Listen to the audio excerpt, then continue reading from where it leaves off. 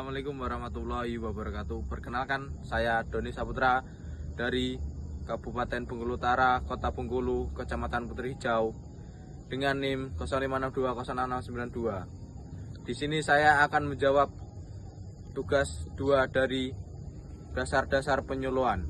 Ini saya akan menjawab nomor 1, yakni dengan soal jelaskan pengertian komunikasi secara umum dan pengertian komunikasi dalam konteks penyuluhan. Berikan contoh masing-masing. Ya, ini jawabannya. 1. Pengertian komunikasi secara umum.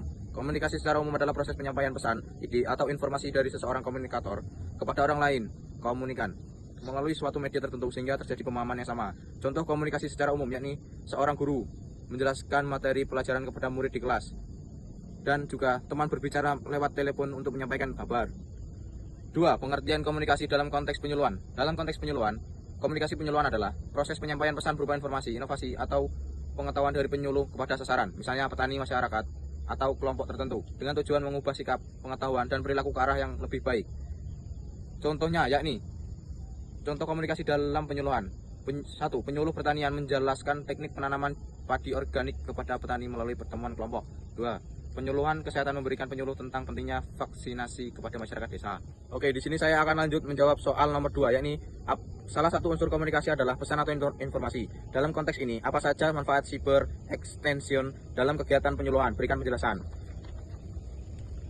Yakni manfaat cyber extension dalam kegiatan penyuluhan adalah platform digital yang menyediakan informasi, materi, data, dan media pembelajaran untuk mendukung kegiatan penyuluh, terutama dalam bidang pertanian.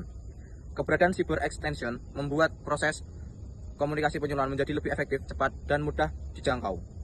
Berikut manfaatnya. 1. Akses informasi yang cepat dan mudah. 2. Memperluas jangkauan. 3. Menyediakan materi penyuluhan yang terstandar dan terverifikasi. 4. Mendukung pembelajaran mandiri. 5. Meningkatkan efektivitas penyuluh. 6. Memfasilitasi interaksi dua arah. 7. Menyediakan data dan analis lapangan. Oke, di sini saya akan menjawab soal nomor 3, yakni bagaimana cara penyuluh mengefektifkan komunikasi. Berikan penjelasan. Cara penyuluh mengefektifkan komunikasi agar penyuluhan dapat diterima, dipahami, dan diimplementasikan oleh sasaran atau petani masyarakat. Penyuluh perlu menerapkan sebagai strategi komunikasi yang efektif. Berikut cara-caranya. 1. Mengetahui karakteristik sasaran. 2. Menggunakan bahasa yang sederhana dan mudah dipahami. 3. Menyampaikan pesan secara jelas, padat, dan terstruktur. 4. Menggunakan media dan metode yang tepat. 5. Membangun hubungan dan kepercayaan. 6. Melibatkan sasaran secara aktif. 7. Memberikan contoh nyata atau demonstrasi lapangan. 8. Memberikan umpan balik dan evaluasi. 9. Mengatur waktu dan situasi komunikasi. 10. Konsisten dan berkelanjutan. Di sini saya akan menjawab soal nomor 4 yang A, yakni identifikasikan inovasi pertanian apa yang disampaikan.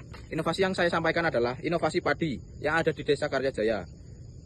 Contoh inovasi yang saya sampaikan dari penyuluh Desa Karyajaya, yakni 1. Inovasi budidaya padi dengan sistem tanam jajar legowo 2:1. Tujuannya meningkatkan populasi tanaman dan hasil panen. 2. Penggunaan pupuk organik atau pupuk kompos dan biokompos. 3. Pengendalian hama terpadu meliputi penggunaan pestisida nabati, monitoring OPT, dan perangkap serangga.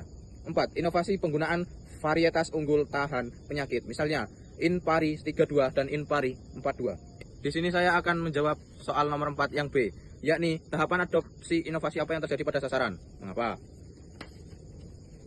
Menurut teori Rogers Diffusion of Innovation, ada 5 tahap adopsi inovasi, yaitu 1. Kesadaran, minat, penilaian, mencoba, dan adopsi. Contoh hasil yang saya sudah amati, yakni sebagai petani di Desa Karyajaya, saya sudah mencoba menanam sebagian petak sawah dengan jelejar legowo. 2. Mencoba membuat pupuk kompos. 3. Mencoba varietas baru. 4. Mengikuti damplot penyuluh. Alasannya, mengapa berada pada tahap trial?